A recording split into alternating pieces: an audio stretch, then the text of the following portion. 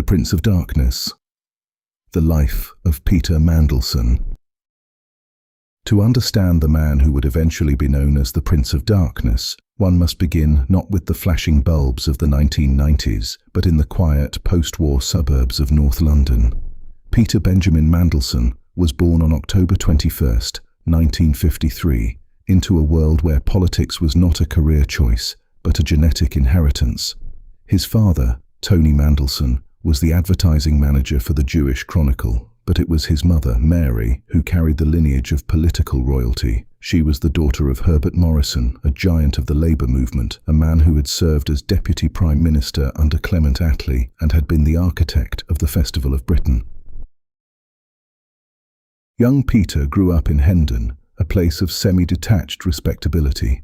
The influence of his grandfather, though Morrison died when Peter was only 11, was a constant shimmering presence.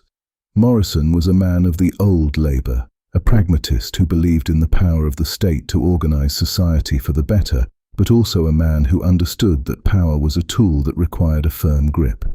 This tension between high-minded social goals and the gritty, often ruthless mechanics of political survival would become the defining feature of Peter's own life.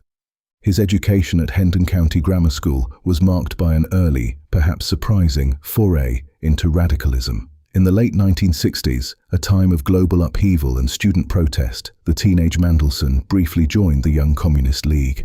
It was a short-lived rebellion, a common rite of passage for the intellectually curious youth of the era, but it was a detail that his political opponents would frequently exhume in later decades. By the time he reached St. Catherine's College, Oxford, to study philosophy, politics and economics, the radicalism had been replaced by a sharp, analytical centrism.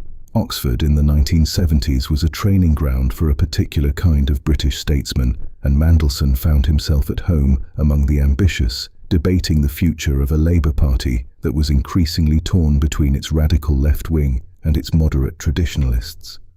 After Oxford, Mandelson took a position at the Trades Union Congress as an economics officer. It was here, in the late 1970s, that he witnessed the Winter of Discontent, a period of industrial unrest that paralysed the country and ultimately led to the fall of James Callaghan's Labour government. Seeing the party he loved rendered powerless by internal division and a failure to communicate its message to a changing public left a deep impression on him. It was a lesson in the fragility of power and the necessity of discipline. In 1982, he moved into the world of television, becoming a producer for London Weekend Television. This was a pivotal moment in his development. Working on programs like Weekend World, he mastered the technical depth of the medium. He learned how a lighting setup could soften a politician's features, how a specific camera angle could convey authority, and how a carefully timed soundbite could dominate the next day's headlines.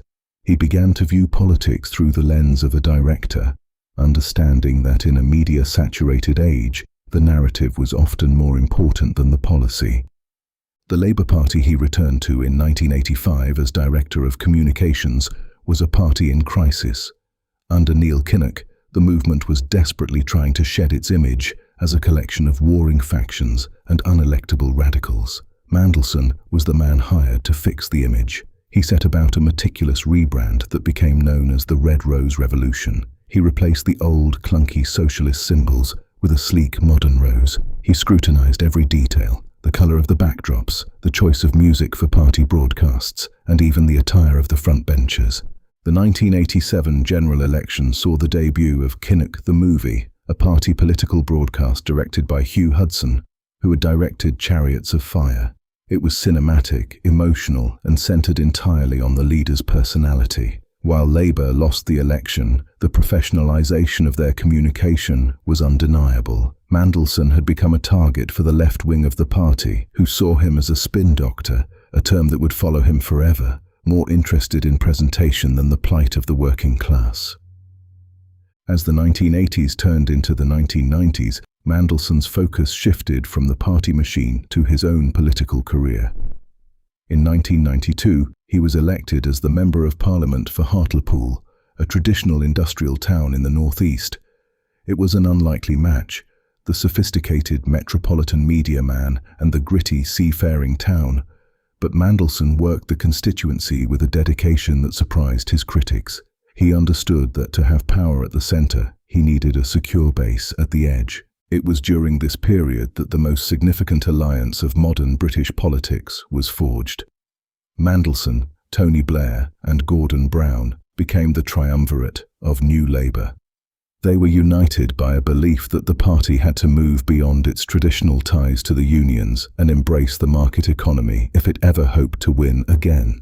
Mandelson was the strategist, the man who could navigate the egos and the media minefields. However, the death of the party leader John Smith in 1994 forced a choice between Blair and Brown. Mandelson's decision to back Blair over Brown was a move that secured the party's future, but fractured his relationship with Brown forever.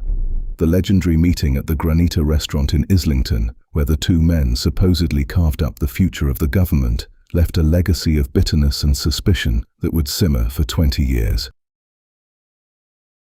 The 1997 election victory was Mandelson's masterpiece. As the campaign director, he ran a disciplined, focused operation that swept the Conservatives from power in a historic landslide. On that May morning, as Tony Blair entered Downing Street to the sounds of "Things Can Only Get Better," Mandelson was at the peak of his influence. He was appointed Minister without Portfolio, a title that belied his true role as the government's enforcer.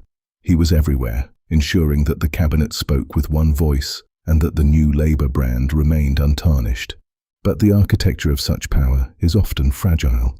In December 1998, the first of the major scandals broke.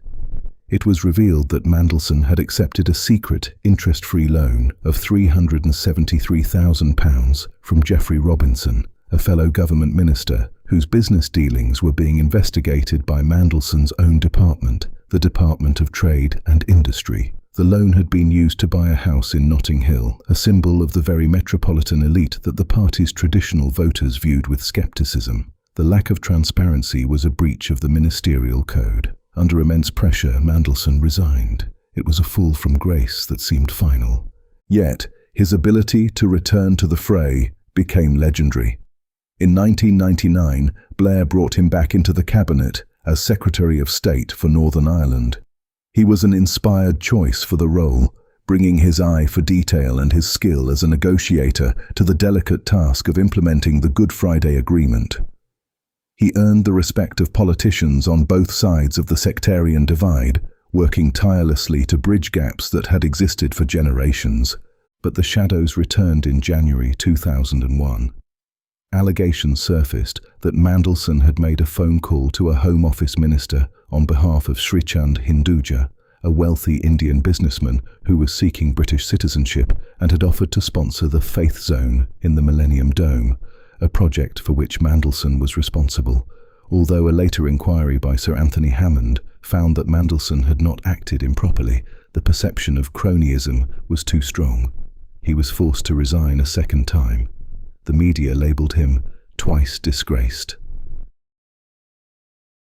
Mandelson's resilience took him to Europe. In 2004, he was appointed as the European Commissioner for Trade. In the vast bureaucratic halls of the Berlaymont in Brussels, he found a new stage. He became a formidable international player, managing complex trade disputes and navigating the rise of the Chinese economy. He was involved in the Bra Wars of 2005, a technical and high-stakes dispute over textile quotas that threatened to disrupt global trade.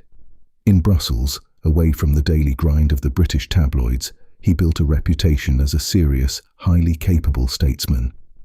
In 2008, the story took another surreal turn. With Gordon Brown now Prime Minister and the world facing the worst financial crisis since the 1930s, the old rivals were forced back together. Brown needed an experienced hand to manage the Department for Business, and he needed Mandelson's political instincts to help save his struggling premiership. Mandelson was made a life peer, taking the title Baron Mandelson of Foy and Hartlepool, allowing him to sit in the House of Lords and return to the cabinet. He became the first Secretary of State, effectively the Deputy Prime Minister in all but name. He was the most visible and vocal defender of the government during its final turbulent years. After Labour lost the 2010 election, Mandelson moved into the world of international consultancy, co-founding Global Counsel. He remained a figure of fascination, a man who seemed to move effortlessly between the worlds of high finance, international diplomacy, and domestic politics. He became a target of criticism again as his past associations were scrutinized, most notably his social relationship with the financier Jeffrey Epstein.